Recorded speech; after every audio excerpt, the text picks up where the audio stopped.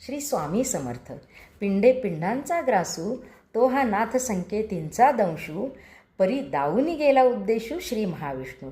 ही ओवी 6व्या अध्यायातील आहे. संत ज्ञानेश्वर माऊलींनी विस्तारितपणे लिहिलेले आहे.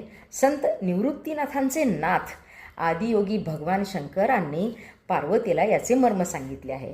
पिंड म्हणजे देह, शरीर, आणि ग्रासू म्हणजे घास. पिंडानेच पिंडाचा घास घ्यावा. उपाय कोणते कोणते आहेत? तंत्रयोग, मंत्रयोग, लययोग, हठयोग, राजयोग, निस्सिम भक्ती आणि प्राणायाम इत्यादींनी कुंडलिनी चक्रे जागृत होतात.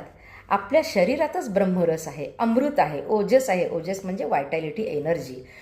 प्रचंड रोगप्रतिकारक शक्तीच्या पेशी आहेत, म्हणजे इम्युनिटी बूस्टर्स आहेत. पांढऱ्या पेशी, T cells, B cells, macrophages आणि मज्जातंतू आहेत. वेगस नर्व, पॅरासिम्पॅथेटिक नर्व हे आहेत. हे वापरायचे आहेत. 7 कुंडलिनी चक्रे आहेत. ती कोणते कोणते आहेत बघूया.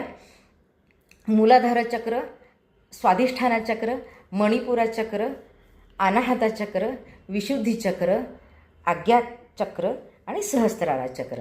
हे 7 चक्र आहेत.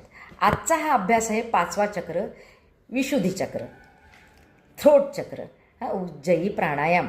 उत म्हणजे अप, जय म्हणजे विक्ट्री.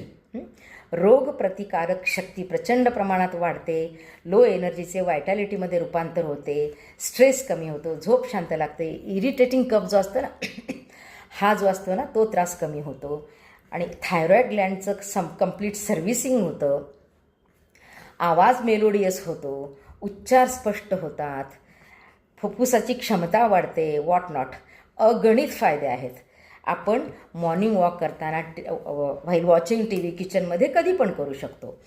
आणि याला सुदर्शन क्रिया असेही नाव आहे. हे कसं करायचं आहे?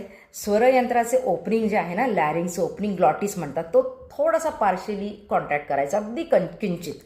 तर आवाज नाकाने घ्यायचा, नाकाने सोडायचा आहे, तोंड बंद करायचं आहे. नाकाने तसा थोडासा कॉन्ट्रॅक्ट केल्यानंतर आवाज थोडासा बारीक, लहान मुलं घोरतात तशी आणि बारीक शिट्टीसारखा आवाज येतो. याला ओशन ब्रिदिंग म्हणतात. ओशन ब्रिदिंग पण म्हणतात. आणि संपूर्ण शरीरात याची एनर्जी वाढते. का? कारण ते कॉन्ट्रॅक्ट केल्यानंतर खूप हळूहळू हळूहळू ऑक्सिजनमध्ये रूपांतर होतं आणि संपूर्ण शरीरात पसरतं. ते अमृतात पसरतं. आपण याचा डेमो करून दाखवूया.